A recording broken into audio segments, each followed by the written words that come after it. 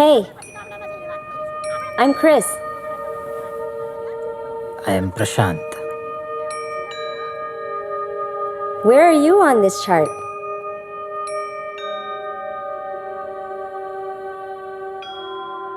Oops, I'm sorry.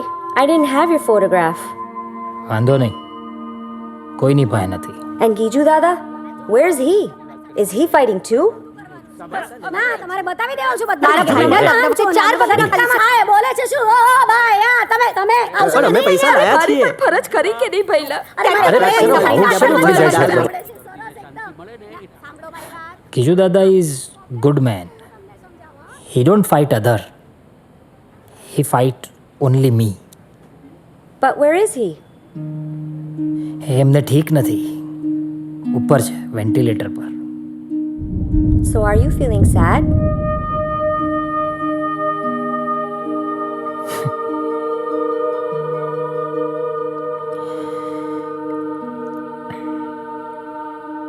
You want to see Giju Dada? Yes.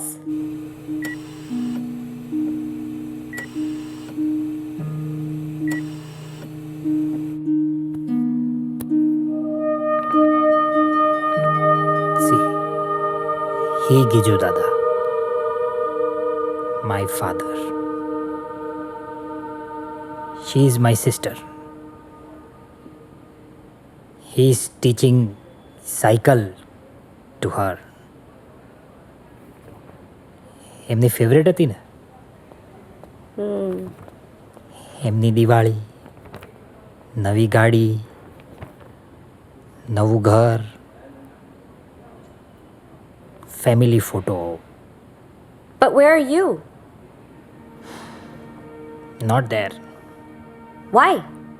Never. હું કદાચ એમને ગમતો જ નહોતો એટલે મારો ફોટો જ ન પાડ્યો. અમારી કિટ્ટા થઈ ગઈ હતી ને.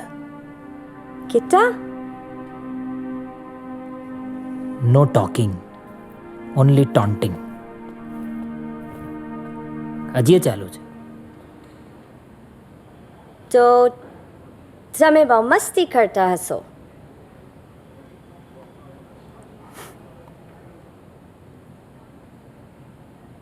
I am a bad boy.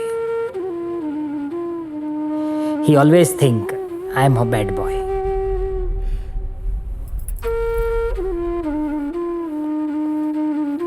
કાયમ.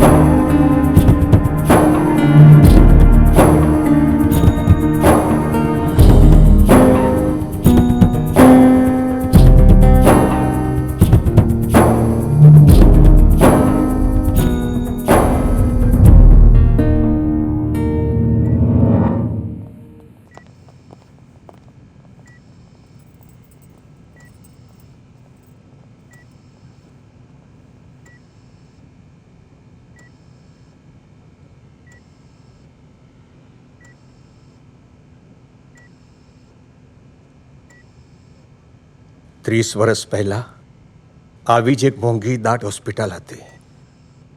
ફરક માત્ર એટલો જ હતો કે એ વખતે ગીજુ કાચની બારીની સામે ઊભો હતો અને તું સામે કાચની પેટીમાં હતો. સૂર્યા ભાભીને બ્લીડિંગ થયું, ઓચિંતાનું લેબર પેન શરૂ થયું. તાત્કાલિક એમને સરકારી હોસ્પિટલમાં લઈ ગયા.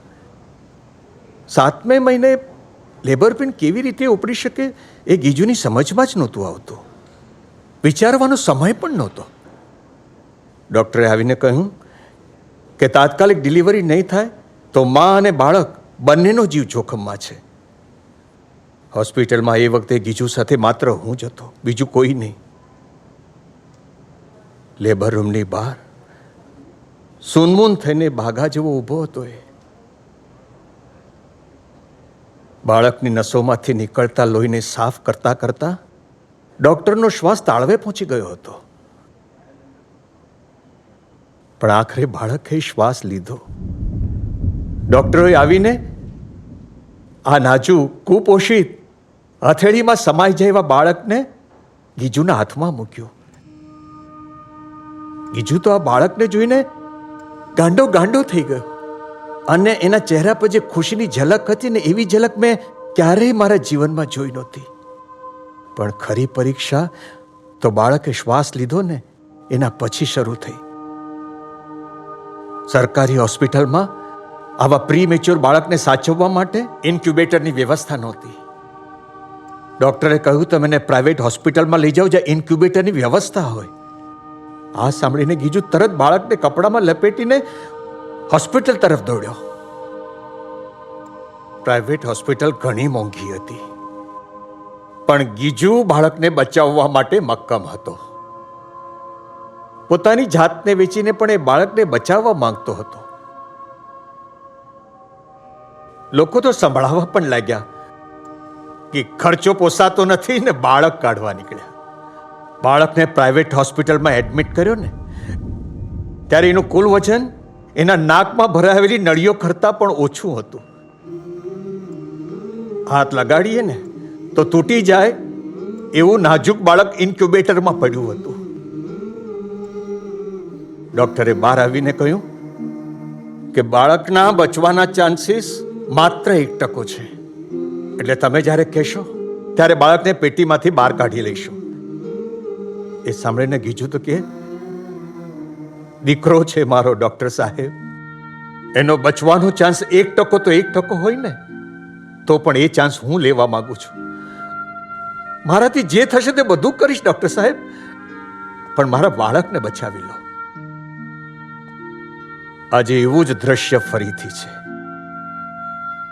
એ વખતે તું ઇન્ક્યુબેટરમાં હતો, આજે તારો બાપ વેન્ટિલેટર પર છે. એ વખતે કાચની બારીની સામે એ ઊભો હતો, આજે તું ઊભો છે. પણ ફરક એક જ છે, એ વખતે તારા બાપની આંખોમાં છલોછલ પ્રેમ હતો તારા માટે, અને તારી આંખોમાં તારા બાપ માટે ભર્યો છે નકરો તિરસ્કાર. એ ગમે તેવો ભોગ આપીને પણ તને બચાવી લેવા માંગતો હતો. પોતાનું ઘર બાર વેચીને ઉધારી કરીને પણ તને 3 મહિના ઇન્ક્યુબેટરમાં રાખ્યો, અને તું એને એક દિવસ પણ જીવાડવા માંગતો નથી. હશે તારો બાપ જુનવાણી હશે, તારા પર ખીજાતો હશે, ચીડાતો હશે, તારી પાસેથી વધારે અપેક્ષાઓ રાખતો હશે. અરે હું તો કહું છું કે તારો બાપ ખોટો હશે, પણ અંતે તારો બાપ છે બાપ. બાપનો પ્રેમ દેખાતો નથી, બાપ પ્રેમ દેખાડી શકતો નથી. પણ એનો અર્થ એ નથી કે એને તારા માટે પ્રેમ નથી. અરે સૌથી વધારે એને તને પ્રેમ કર્યો છે. પાયમાલ થઈ જવા તૈયાર થઈ ગયો તો તને બચાવવા માટે.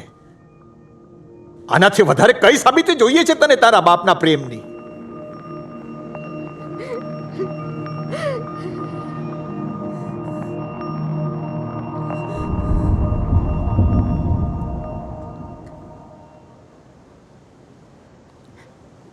મારી ભૂલ થઈ ગઈ કાકા. મને મારા પપ્પા જોઈએ છે કાકા. એ મને નહીં, ઉપર જઈને તારા બાપને કે. એ જો જતો રહેશે ને તો પછી અફસોસ સિવાય તારી પાસે કાંઈ રહેશે નહીં.